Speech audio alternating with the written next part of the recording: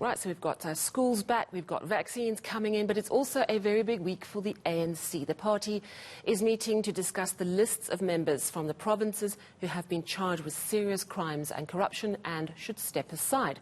That 30-day deadline for the accused to do so has come and gone, so we should see some movement on the ANC's plan to make sure the much-discussed, much-contested step-aside rule is implemented. This follows last week, where ANC President Cyril Ramaphosa spent 2 days at the Commission of Inquiry into State Capture, saying the party had failed to hold corruption and taken far too long to respond to clear red flags. Let's discuss the way forward now with political analyst Sanusha Naidoo from the Institute for Global Dialogue. Sanusha, always great to chat to you. Good morning.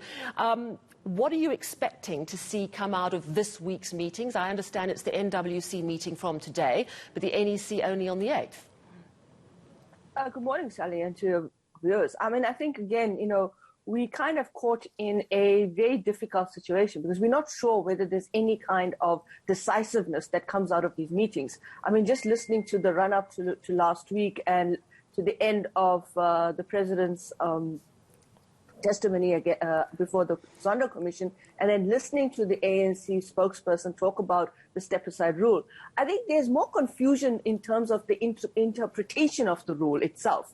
And at times it comes out as lost in translation because you get different interpretations from the branch structures. You're getting different interpretations from the Ace Magashule camp in terms of whether or not he has also the jurisdiction and the influence to actually set aside certain suspensions, like we saw with the former Northwest Premier, in terms of that meeting that he attended or convened, and they said it wasn't part of the process. And then, of course, you have this issue about the lists that have been submitted now from the provinces to Luthuli House in terms of what kind of issues that have, what kind of corruption or allegation or charges that hang over particular individuals have been put in terms of names. I saw something yesterday in the media, in the newspapers, that said that one of the lists that came out, and I'm not sure from which province, but it didn't really have people that have been charged with corruption or there's a criminal case or some kind of legal case hanging over their head. It's actually issues around violence, criminal violence. Now, again, the minute detail comes back to the definition of the rule, but also in terms of what makes up the rule. And I'm beginning to get a sense, or not beginning, I already have the sense that this is going to be a continuous football that's going to be kicked around in terms of interpretation. Because on paper it seems fairly clear, and it's been reiterated, that actually it's only people who've been charged in a court of law. In other words, there's prima facie evidence of wrongdoing, not just an allegation on social media, for example, as a comparison. You've been actually charged with serious charges relating to corruption or other serious crimes. So theoretically, it should be fairly simple, but we're already seeing concerns raised by the province of KwaZulu-Natal, for example, saying that they are very confused about it. And I'm just wondering, how much of this is genuine confusion and how much of this is playing for time, drawing the process out and saying, oh, well, everyone's under a cloud, so no one can do anything. And particularly as Ace Magashule, who has not stepped down in this 30-day period, has a leading role in this process as Secretary General, surely deeply compromised. Yeah, indeed. I mean, he seems to be standing out from the other members of the top six. We saw that at the Zondo Commission in terms of the support that President Ramaphosa got. But it's also it's very confusing for us as the public and the media to have him oversee a process where he is implicated. That's the first thing. The second thing is this confusion around the rule. As you rightly point out, theoretically and on paper, it's very clear.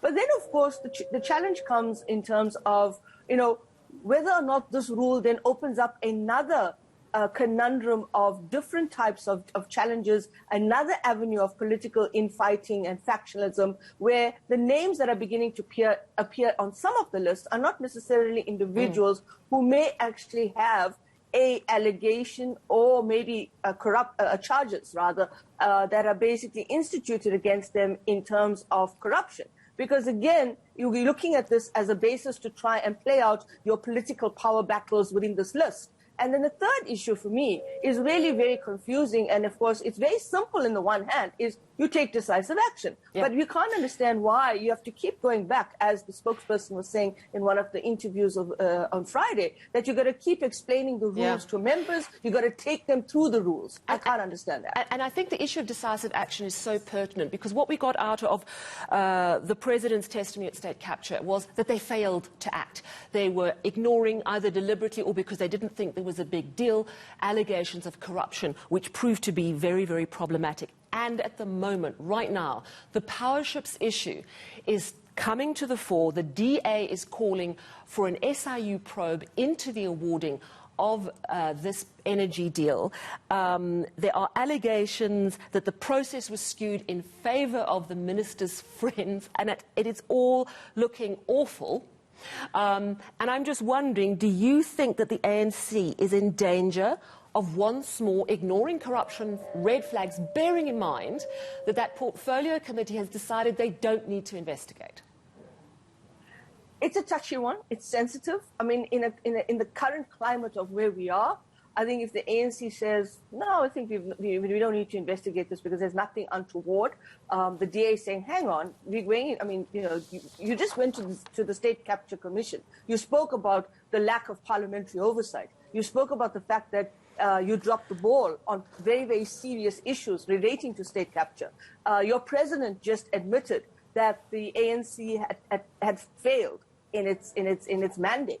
So here's an issue here. Here's a serious issue here. And if you're going to not take it on, then obviously you put the party more before the state. But more importantly, how serious are you about actually eradicating and basically getting rid of these corrupt activities? So I think the ANC has actually now got its back against the wall on this one.